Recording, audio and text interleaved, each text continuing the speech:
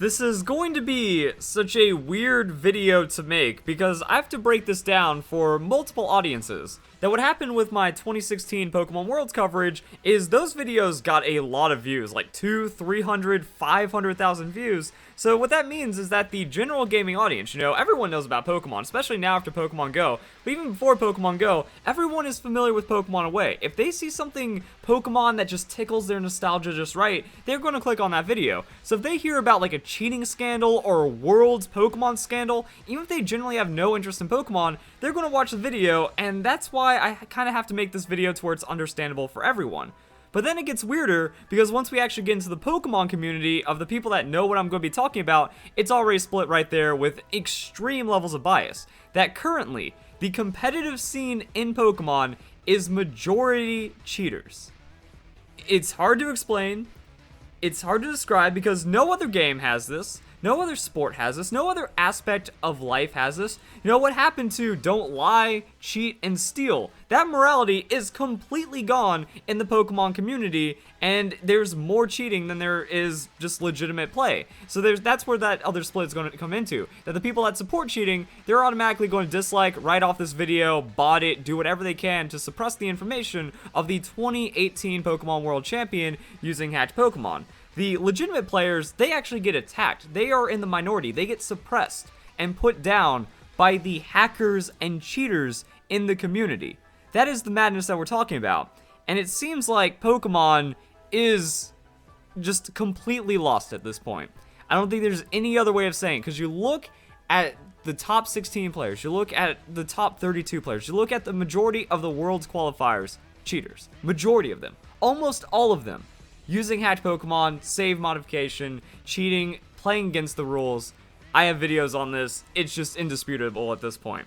And now, it just kind of gets further proven right here. We have Ray Rizzo, going back to the Dream Ball Aegis at Nationals. Well, that's a 3-time world champion. Uses hacked Pokemon. We have Sajun Park. There's like an Imager post out there, and also like a couple other things about how he used, was it Pokesave or at least Ginning? Like, he had illegal Pokemon IV spreads that are impossible to get through natural game generation because of RNG and stuff. So he had illegal Pokemon spreads in the 5th generation, and then some dubious behavior in the 6th generation. So Pachirisu guy, he is out as well, as much as that blew up to the casual audience. Wolf Glick, caught with hacked Pokemon, caught distributing hacked Pokemon, also had a statistically pretty much impossible team. And then we get to 2018, and it's just too suspicious. Like, the team, there's no other way of describing it, and that's what this video is going to be about. So already the haters have clicked off this video. The VGC community, which is already a majority hackers that looks out for their own, is going to defend this guy to the ends of the earth. So now we're just going to break down what ended up happening, and I'm going to support these wild claims I made in the beginning. Well, this should end it right here. So it finally happened. After being paranoid about one day it would be true, I finally can say I left my 3DS at my country, send help. So the day before he competes at Worlds, the day of a Worlds, he arrives 6 in the morning, realizes he left his DS at home, probably charging on the desk or something. His panic made him blind to his biggest fear, no DS, which means no Pokemon team, which means everything is worked for, just doesn't have it. Now, this is where it's like, I'm not being the bad guy, because it feels wrong to say, well, yeah, sucks to be you. But that's just the fact of it. Just because you forgot your DS at home doesn't mean you're suddenly allowed to cheat to get your team back. It's a mistake, it happens, sucks, that's life, that's fair competitive play. There's no other way of putting it. But this isn't it. It's not just this tweet. We have a lot of evidence to be breaking down. I mean, that's already something strange right there. So you just can't put together a competitive team in 24 hours. Maybe if he didn't sleep. Maybe, not even from a fresh DS. But also there's competitors around. So maybe he's going to be able to scrap together a team. But at the same time, they're not going to have all these spares. They're not going to have all this stuff ready to put together a competent Worlds level team in such a short amount of time. Now, one thing that I found interesting is that his wife could have traded him the Pokemon.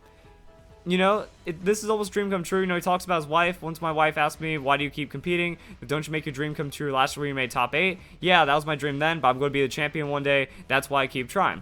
So, this was after he made it to top cut. He was super happy and stuff. But I mean, that's the thing, this was from 6 a.m. on the 24th, which means that he had a full day. That his wife comes home from work, finds his DS. He either buys a straight up DS, because if I had to, I'd buy a 2DS. I'd get anything to where I could compete. I would go walk to the nearest GameStop, get a DS if I didn't even have, like, if I had cheap money, or I could beg, you know? If you didn't even have the money for that, you spent all of your money on, like, travel and stuff, there's several hundred players at Worlds that are willing to support you and give you, like, $5 each, and then you can buy a DS or something. So you get a fresh copy of the game, you make it far enough to where you can trade and stuff, and then you get ready for competitive. That sounds fine and dandy. So then the wife could just pick it up, they do the Wi-Fi trade, and then he gets his full team back.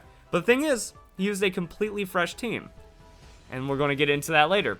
So, the thing that busted him was Pokeballs. Big shock, because that's usually what catches all the hackers, that we have this right here. Top 16, Worlds player, caught hacking, VGC cheating, play Pokemon. This video, dislike botted by the VGC community, can't get the truth out that you have top Worlds competitors cheating and then being defended by Pokemon professors and tournament organizers and officials and judges and stuff like that. But this Pokemon's completely impossible. Incineroar and a Premier Ball cannot exist 100%, absolutely. There is no way that you could jigger the game mechanics to make it a possibility. Only exists through save modification, which is against the rules. And it's shiny, and the rest of his team was shiny, and then everything else. So, complete hack team just showing off with the impossible odds and whatnot. That led to this video, in a way. It also led to the sweep. Tired of these Verlis videos targeting VGC players, tournament organizers? Do us all a favor, breed your Mons and Balls. Breed your Mons and Balls, breed your Mons and Balls, because the thing is, if it's a non-Pokeball Pokemon, there's a chance that it could accidentally be genned, PK Hex, created, hacked, saved, modified, whatever, in an improper Pokeball, which will show that it is impossible. Like, the Pokemon cannot exist, it can only exist through hacking, cheating occurred, it's illegal no matter what you do. Even if you hack in a Pokemon that has possible stats, possible ability, everything is just like a Pokemon that you bred and train naturally, 100% against the rules, 100% illegal, not allowed. So, the tournament organizer, in response to this, said, breed all your Mons and Pokeballs. And that's kind of the immediate response, is that like, hey, Verlisify can't catch me if all my Pokemon are genned, hacked, and Pokeballs. And then that's coming from these tournament organizers, who I did a great video on, man. This is one of my favorite, maybe the favorite video I've made on the entire channel. And these tournament organizers, they're mad. They defend piracy. You know, one of them goes, hey, yeah, we follow you guys, and you shouldn't be tweeting about pirating the game. Instead of punishing them, banning the players, actually take it to Nintendo and be like, hey, we got proof this guy's pirating, and we work for Pokemon. No, just lets it go. Just lets it go, which is one of the strangest things. And then they try to shame legitimate players by saying it's cheating to know IVs, the individual values of Pokemon, because we're not supposed to know that, even though I whip out a strategy guide, a book that you could buy from the official Pokemon company that talks about IVs. And then in-game, there's also IVs and stuff. So all these hidden features that are supposed to be only understood through hacking and data mining the game, the judges are trying to shame that to make hacking okay. They defend cheaters throughout the video. It's pretty disgusting, because that's organizers, professors, judges, people that are supposed to be enforcing the rules, saying, don't get caught cheating. So, what does that... Also we have this, and then everyone's just working together. So, what happens? Leaves his DS at home, he hits up someone, which means there's multiple players. There are multiple players at Worlds, top Worlds competitors, that have PK hacks on them at the tournament. And one thing that encourages this is the actual system, that you can change your teams between days. So day 1 is going to be through CP, and then day 2 is a direct invite. Well, the day 1 players that actually cut into day 2, you can change your team from day 1 into day 2. Now, naturally, unless you actually bring, like, just all the Pokemon in the world, like every possibility of every combo of Pokemon, to then swap your team and then get ready, that's just not how it's going to be. It's going to be hacking, because what you want to do is you want to change your team, because you're going to get scouted. Everyone is going to battle and know your team, and then that means it's going to be relayed to all the other players, and you're going to be at a disadvantage if you run the same thing going from day 1 into day 2. Also, the meta develops. There's a World's meta that is shown day 1, maybe some information about day 2 players' teams gets out, and then you need to adapt on the fly to what is being demanded at that specific event. Even though the meta could have been different minutes before and minutes after the tournament, what happens at Worlds is going to be its own ecosystem, and instead of actually having to put in the hours and days, because you only have a few hours and you need to sleep at some point so you're at your top competitive strength going into the next day, Even then, the players that show up, if they have a qualification for day 2, they're modifying their teams as the event is happening day 1, adjusting to exactly what they're seeing on stream and hearing from the tournament floor. Best way of doing that? Same modification. Instantly hacking, cheating your game, and then getting the Pokemon that you're looking for, since you don't have enough time to change your team day 1 into day 2, and this is proven because people just change their teams like that, and it's also shown that people that have hacked DSs, that people that have save modification, all that stuff, they've been able to get into tournaments, extract the hack check, and then be able to reverse engineer it, and then actually make it to where they can hack Pokemon that won't be detected by the system. And now we get to Paul Ruiz's team. That's 10 minutes of build-up. That's 10 minutes of actually setting the stage as to what's happening here, because that's how complex cheating has gotten. You know, it's not like those old days you see Dream Ball Aegislash immediately cheated, somehow Ray Rizzo gets hired by the Pokemon Company instead of punished for being the cheater that he is. Same for Wolf Glick. He actually gets like a massive feature at the 2018 World Championships and stuff like that. You know, just full press, full coverage. He got eliminated day 1. Cheater got what he deserved. Fortunately, that happened. But I mean, we have all this, and now like people are on. You know, I caught the Beast Ball Porygon too. I think that was an international from Joshua Lorsey. So internationals, worlds, regionals, premier events, it happens at all tiers of play. And the VGC, the top players, will defend the players that are hacking. Again, this is shown in my dozen or so videos about the subject because they all hack. They all got to look out for themselves, and then they all just buff each other up and support each other and just kind of ignore any of the things that come out. So now this is where things get suspicious. So you got 24 hours. And what team does Paul Ruiz make? Shinies. Well, shinies have 1 in thousands of odds, especially on a fresh save file where you're not going to have enough time to get the shiny charm. So yeah, you're dealing with 1 in 4,000 on top of breeding, IVs, natures, because you're not going to have enough time to get bottle caps, and all that other fun stuff going on. So what that means is this right here. So we can see he actually has like a majority shiny team, or at least a half shiny team. Shiny Snorlax, which can be difficult to get because of the way that Snorlax breeding works. Shiny Salamence, Shiny Gastrodon, and then he runs a non-shiny Incineroar. My guess, non-shiny Incineroar because of this video right here and the tournament organizers saying to breed your Mons and Pokeballs.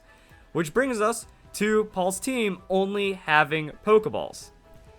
Sounds like the strangest complaint. Sounds like Verlisify, you finally lost it and you just want to call everyone a hacker when they're never hacking. Except when you play the gameplay naturally.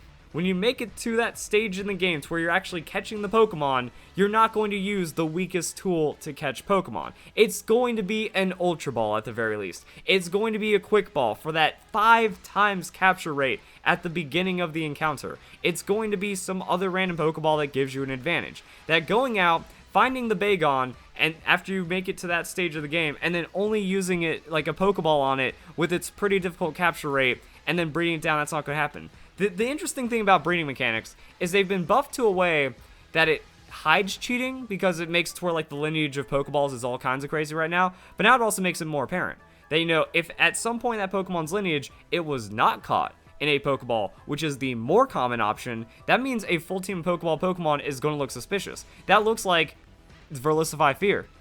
You know, the tournament organizer that's supposed to be steering people away from cheating, telling them how to properly cheat, has actually gated them into something that caused suspicion. I'm not saying that this immediately confirms it, but it causes a very high degree of suspicion when natural gameplay would at least cause a strange Pokemon to crop up. So let's go through. This is going to be his Salamence, his Gastrodon, Pokeballs. This is going to be his Snorlax, Pokeballs. Snorlax, shiny, I already mentioned it, pretty difficult to get.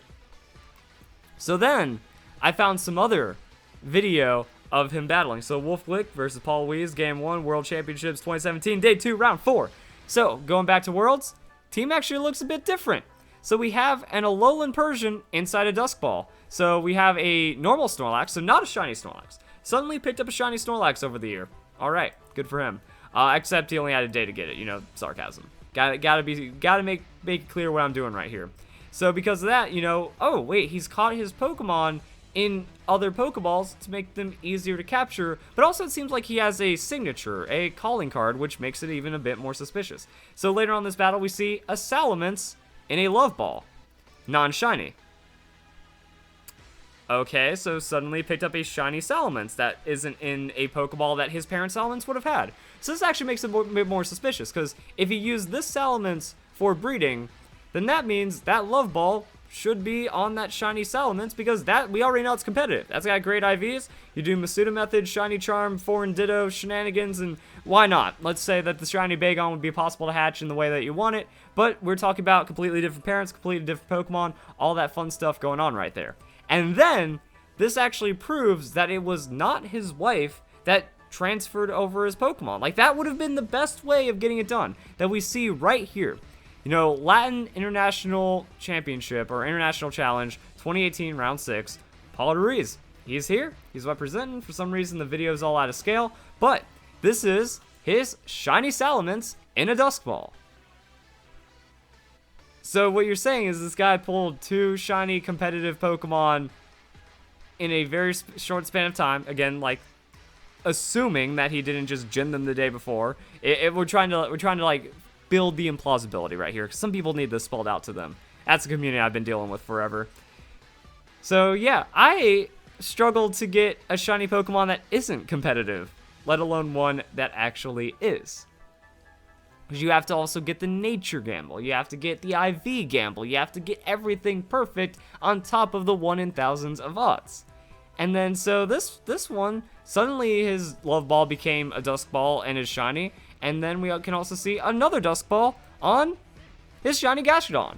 So it looks like he did win a Pokemon Showdown, made his exact team, export out to PK Hex, had a friend, had one of the top world's competitors that uses hacking, make him a team, give it to him for the day, and then we were good to go. Because, yeah, like it's actually funny right here that to avoid suspicion of his hacking, like in the paranoid way of making sure the team looked clean, it became dirty. That the Dusk Ball gives it away. And the weird thing is, like, yeah, he has Dusk Balls on all of his shiny Pokemon. Now, looking at some other parts of his team, so it's back to the International Challenge, a Level Ball on his Tapu Koko. That's kind of hard to believe if it's legit. And then we can even confirm it's Level Ball from these particle effects that happen right here. Again, why use an inefficient ball on a very hard to capture legendary Pokemon that you have to get the right nature and you have to get the right IVs and you have to make everything perfect once again? Because the catch rate on a level ball against Tapu Koko is level 60. If the player's Pokemon is a higher level than the wild Pokemon but less than double it. That's completely the only option, because level 100 is max, level 60 Tapu Koko, can't get level 120 Pokemon, so times 2 is going to be the capture rate. Well, that's... why not just use an Ultra Ball? You get 1 level ball in the game. So you're going to tell me that the 0.4% capture rate is the one... You get 1 level ball in the game. So you're telling me that the lowest capture rate at 0.4% is going to be with your one-time use level ball and not like spamming, you know, 20 or so Ultra Balls? Kind of hard to believe. Also, it's going to be harder to status Tapu Koko in a way that you can catch it because it is an electric Pokemon. I mean, at least go for the repeat ball. Have a friend trade you Tapu Koko, or get the event Tapu Koko, trade it back, that way it's registered in your Pokedex, and then the repeat ball is going to be a 3.5x. So that's going to be something you can straight buy in the game that isn't exclusive, that gives you a better catch rate. Timer Ball, that's the go-to. You see a legendary Pokemon Timer Ball, you know that guy earned it. Now watch that come back to bite me as someone just gins all their legendaries in Timer Ball, but you know what I'm getting at, guys. That the inefficiency right there is pretty absurd compared to some of the other options that are possible right here. And then, I think that's it. He also had a shiny Celesteela. That's sketchy in its own right. Those are just some crazy odds with everything else stacking up. So it's kind of strange. You know, he has a shiny Amoonguss, 2 shiny Gastrodon, 2 shiny Salamence, a shiny Snorlax, a shiny Celesteela, a very trickily captured Tapu Koko. With all that, like, yeah, it's like, man, I do so much breeding. I got just network and webs of friends and stuff helping me out playing Pokemon. I've never had this kind of luck. And I also don't, you know, put the amount of training in that's required for Pokemon Worlds. And he said he had a job that he actually couldn't fly in on Thursday. He had to fly in on Friday because work wouldn't give him the day off. So, I mean, he's a very busy man, and yet he finds all the time to have these accomplishments that I can't have while I actually play Pokemon for a living.